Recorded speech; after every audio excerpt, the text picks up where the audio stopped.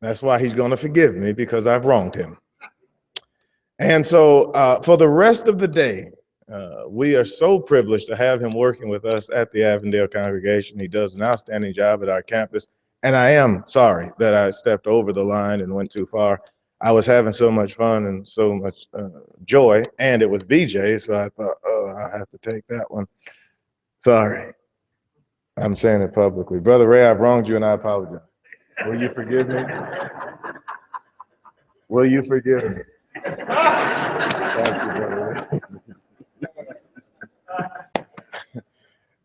I heard Keith Mosier wronged a brother, and the brother was spitting mad. He was going in to see Keith, and as soon as he got in there, Keith said, "Brother, I'm sorry. Can you ever forgive me?" He said, "Wait a minute. I really want to say some things before I have to do that. You've kind of preempted my anger." But he had to forgive him. So at this hour, we're going to have some presentations. Ray is going to do some introducing, and then we'll go forward. Thank you so much for being here. Brother Ray.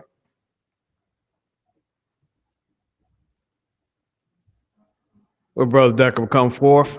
Brother Decker will present the Tate Williams Award, and then there'll be a faculty award presented by Brother Jim Gentry of the Central Church of Christ. Brother Jim Gentry is an evangelist there, and also one of the elders from the Piedmont Road Church of Christ will be a part of that faculty award presentation. Brother Decker.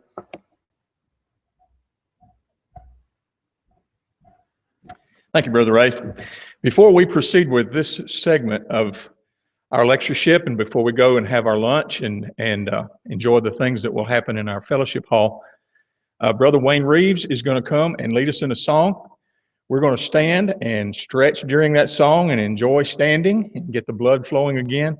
Before we do that, BJ, I got to tell you, when you mentioned that Tish took you before the elders, I asked Debbie, she was sitting back there with me, I said, "You're not ever going to do that with me, with one of our elders." And she said, "I'm not promising anything." So, Brother Wayne, would you come and lead us?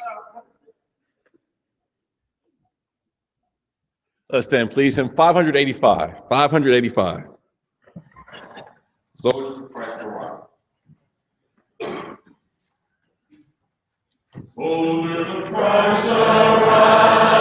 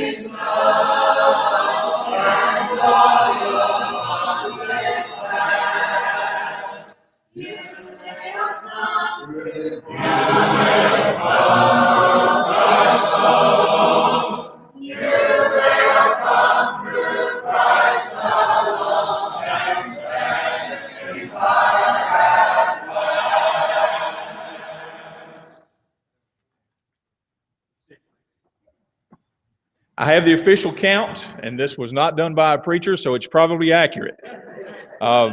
We started this lectureship 10 years ago. We had 59 people, our first session, 163 today. So very, very thankful for the way our school has grown, the way this lectureship has grown, and for you coming and being a part of it. When you leave today, you go out through our foyer, or as Garrick said, foyer at breakfast. We have some brand new brochures advertising our school. They're on the Welcome Center out there. Please feel free to get a handful if you'd like and take them back to your local congregation and use them to promote our school. We are striving to build an institution of quality that equips the saints for the work of ministry in addition to the godly home and the local congregation. And I want to thank every single person who is involved in our school, our directors, our instructors, our students, and everyone who's had a part in what this school has tried to do in its 16-year history. One of the blessings that we have in our school other than having wonderful instructors, is having great students like Michael Hollis and like so many others I could mention today. But this special hour, this special segment of our lectureship seeks to award a scholarship to one of our youngest students who has declared his intention to preach the gospel. We do this scholarship, and if someone from the back can change the slide for me on the screen behind me, if that's possible. We do this scholarship in honor of probably our first youngest student at Georgia School of Preaching and Biblical Studies, and that was Brother Tate Williams. Brother Tate was the epitome of a Timothy in every way. And he lost his life on his way to preach his first gospel meeting. Our school is a tuition-free institution. We don't charge a dime for classes in terms of our students coming and studying with us. It doesn't mean what we do is free. We have a lot of folks who generously give and support what we do. And so when we offer a scholarship, we can't give a break on tuition, but we can give a break on textbooks. And so the recipient of the Tate Williams Scholarship will never pay for a textbook as long as they take classes at Georgia School of Preaching. And if you think of a young man coming into a school like this and trying to build their library to preach, that scholarship, if he stays with us and goes through our whole curriculum and gets a certificate, one of these certificates on the table in front of me, that's about a $2,500 value in building his preaching library. And I know we have the internet and a lot of resources we didn't when a lot of us started preaching, but $2,500 worth of books is nothing to sneeze at. And we want to be that as an encouragement to some young man to send him forward with the tools that will help him be a more effective gospel preacher. And so I want to ask Gary Williams, who's Tate's father, to come and to award the scholarship for this year for the Tate Williams Memorial Scholarship. Gary. Gary also has been one of our students, by the way, in the past.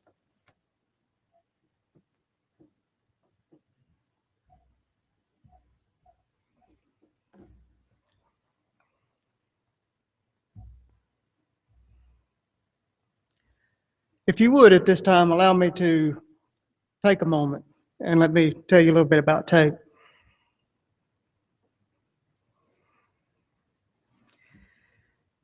If I can. They say actions speak louder than words, and that certainly was the case in Tate Williams' life. I guess that's why his favorite verse was Romans 12, 1 and 2. I beseech you, therefore, brethren, by the mercies of God, that you present your bodies a living sacrifice, holy, acceptable to God, which is your reasonable service. And do not be conformed to this world, but be transformed by the renewing of your mind, that you may prove what is that good and acceptable and perfect will of God. Tate always had a good attitude, especially when it came to preaching and teaching others the gospel. Tate was an exceptional young man who had his heart and mind focused on serving God from a very early age. He preached his first sermon when he was 3 years old in his living room to his mom, his baby brother, and me. He lived the next 15 years preaching and teaching Christ from the jungles of Peru all the way to Tasmania and everywhere in between, or to whoever would hear him. He took very seriously Mark 16:15, and it says, he said unto them, go into all the world and preach the gospel to every creature. When God blessed Jamie and me with sons, we were overwhelmed at the task of raising soldiers for Christ. We determined early on that our sons would need to be raised at the feet of sound, godly men. The Georgia School of Preaching played a tremendous role in helping us accomplish that task. The thing with Tate was that gospel preachers were his heroes. Many on that list, the list of heroes, were the fine young men who taught him at the Georgia School of Preaching. Classes like those offered at the Georgia School of Preaching and their satellite campuses were the center of Tate's education and not a supplement. They were the core of his education. Reading, writing, and arithmetic came second. For this, we are very thankful to the GSOP and its instructors. Parents, if you are not taking full advantage of this opportunity, this invaluable resource, you should be.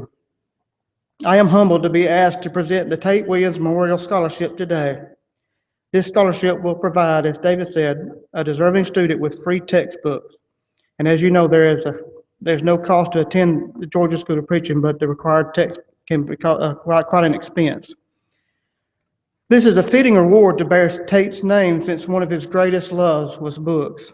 His mother would often joke about his book illness and how she never could tell him no when he was asked for books. She would always take a deep breath when Tate would head into the book exhibits at Polishing the Pulpit, or if we were on the Interstate 75 passing near the Christian Family Bookstore in Chattanooga, because she knew that money was hard saved but well spent. When he graduated from high school, he asked for books to build his own personal library. Not secular books, but books about his Lord, the Bible, and how to better serve Him. Tate had his heart and mind set on serving God and preaching His Word. Sorry.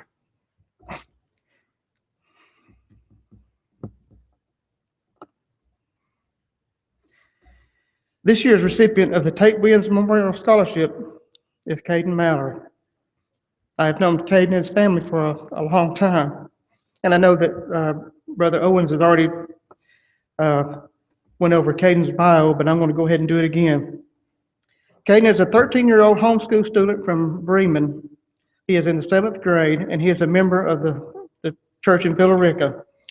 Caden is the oldest of 4 siblings. He loves preaching God's Word, playing football, playing the trumpet, and chocolate. Caden has been taking classes with the Georgia School of Preaching for several years. He is currently enrolled in 2 classes, including an in-depth study of the book of Isaiah and 1st and 2nd Thessalonians.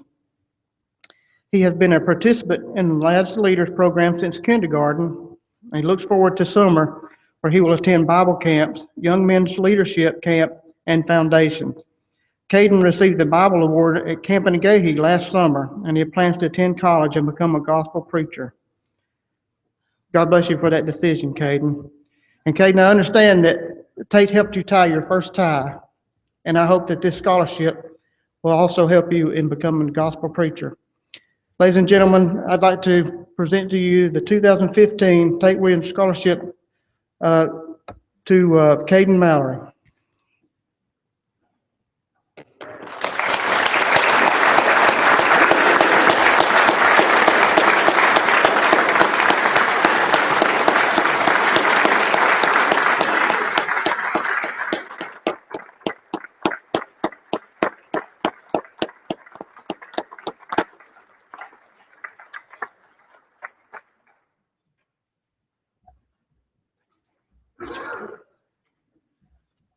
Thank you, Gary. What a beautiful job. The other half of the coin are our instructors. Men who sacrifice much, who study long and hard and give away hours from their families and their own full-time church situations where they serve in ministry. They're not paid much. We try to pay them enough to say thank you, but it's never really enough compared to the effort that they make. This year we are launching an alumni association. We've gotten enough alumni now that we feel that's appropriate. And one of the charter members of that alumni association, Brother Jim Gentry, who was one of our first graduates, in just a second is going to come with Brother Mike Adams, one of our elders, and present the very first faculty award. In making that presentation, well, I'll save what I'm going to say until after that. Jim and Mike, why don't you come and make the presentation, and we'll have something else to say when you're done. Thank you.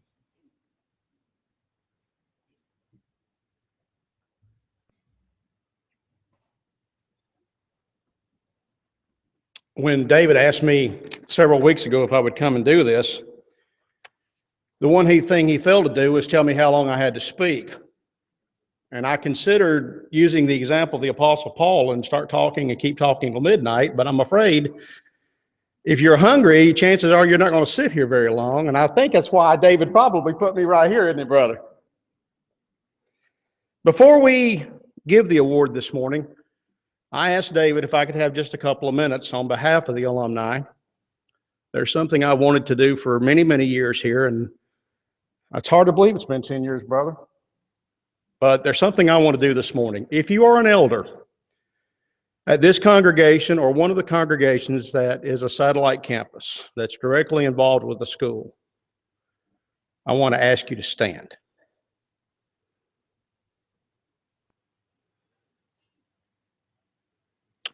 If you are an instructor in one of the, please remain standing just a moment.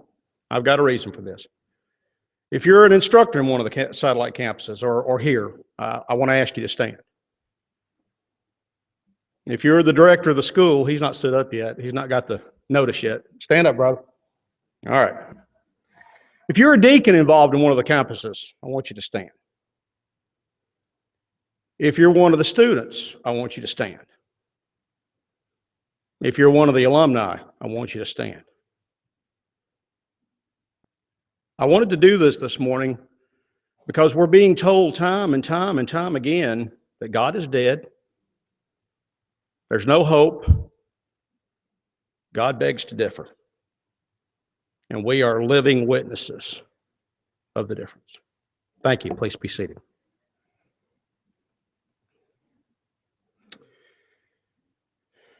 In Exodus chapter 2, the Bible teaches us of a man in the beginning of his life named Moses, a man that grew up in Egypt, where some of the finest schools in the world were at that time. When you get to Exodus chapter 3, you find this same man, Moses, being talked to from a burning bush. A bush, the Bible says, that is not consumed. Moses learned in the great schools of Egypt, but he would ultimately learn later in his life from the master instructor. In Matthew chapter 4, we learn of 4 fishermen named Peter, Andrew, James, and John, and we know that they were able to catch fish. Later they would meet and learn from the supplier of all fish. In Acts chapter 22, the Apostle Paul tells us about a man named Gamaliel. And he talks about sitting at his feet and learning the law. But yet in Acts chapter 9, we find out that he learned much, much more from the master judge. When we think of teachers, we think of those who have helped shape our lives. Many a math teacher has influenced an engineer. Many a science teacher has influenced a doctor. At the Georgia School of Preaching, the instructors are influencing souls. At the Georgia School of Preaching, we have a school that's designed to take the most seasoned math and science teacher and turn them into Christians. The greatest of all names. Higher schools of learning are designed to teach what it will take to succeed in the real world. GSOP is designed to help us to succeed in the next world. GSOP does not try to alter the curriculum because they have the greatest curriculum ever written. It has the greatest curriculum known to man, and the school is designed to help us, help others know the curriculum. The Georgia School of Preaching entrusts the curriculum to faithful hands, and it is one of those sets of faithful hands that we honor here today. Brother Mike, if you will come forward and read the plaque, please.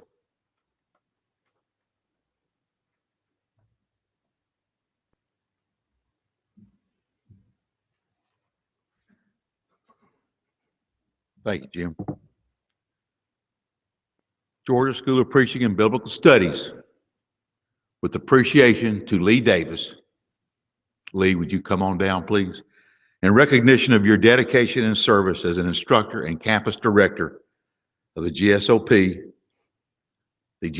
Alumni Association presents you this award, May the 2nd, 2015. We're so proud of you, Brother Lee, and your beginning work.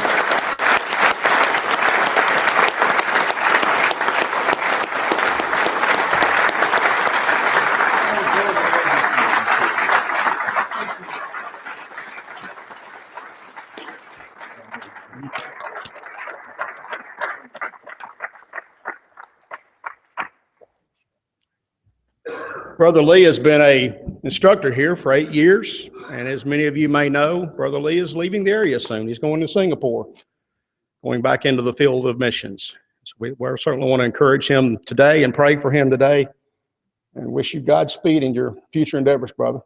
Brother Lee.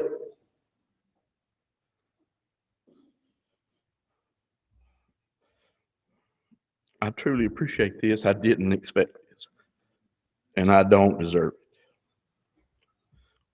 It was an honor to be asked to be a part of the school, and a very meager way, I've tried to do my best. I love this congregation for your standing with us and preaching the gospel. God bless you.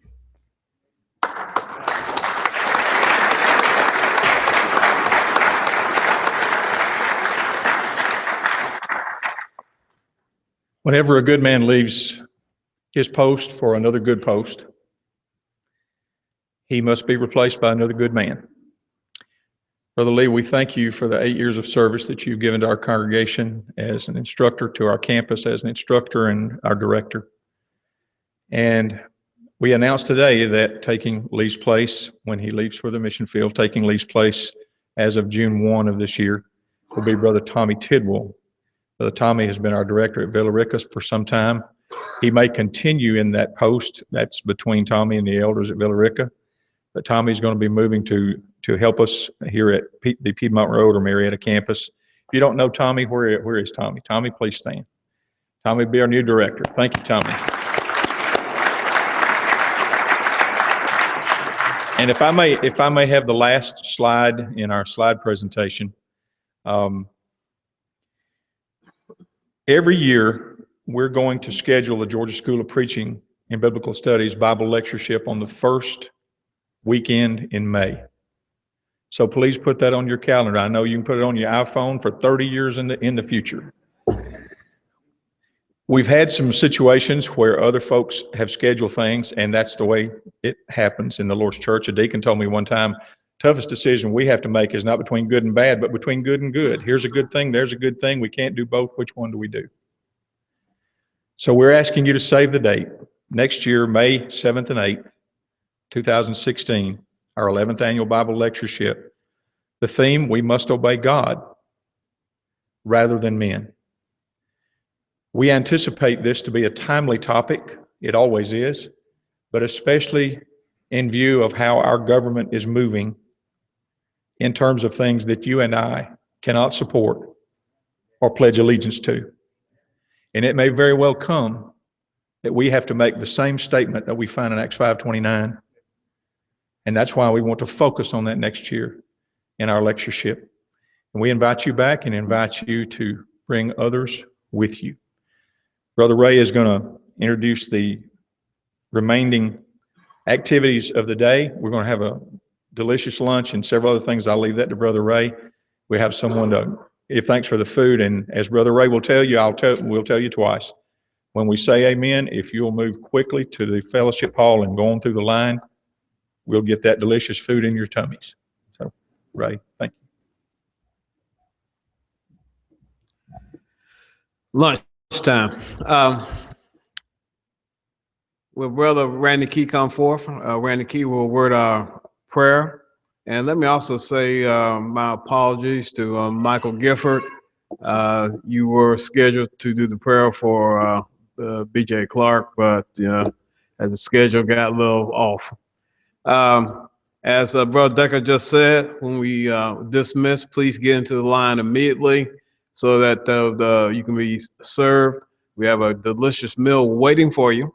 And we also have some more activities right after it. Brother Key, come forth.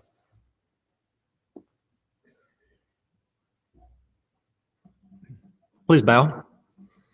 Our Father in heaven, we are truly thankful for this day, for the opportunity that we have been allowed to have today according to thy providence and goodwill towards us, that we are able to be together as brethren and study from thy word and hear these great lessons from these men who have diligently dedicated themselves to preach the gospel. We're thankful for the school and all those who have any part in it to make it go forward and do a great work. We're thankful now for the food that has been provided for us. We know that all of these good things come from Thee, and we recognize that we are of all people most blessed, and we're truly thankful for these blessings. Continue with us now this day as we continue in our further activities. Help us to love Thee supremely and always serve Thee acceptably. Forgive us now as we forgive others who sin against us. These prayers and blessings we ask in Christ's name. Amen.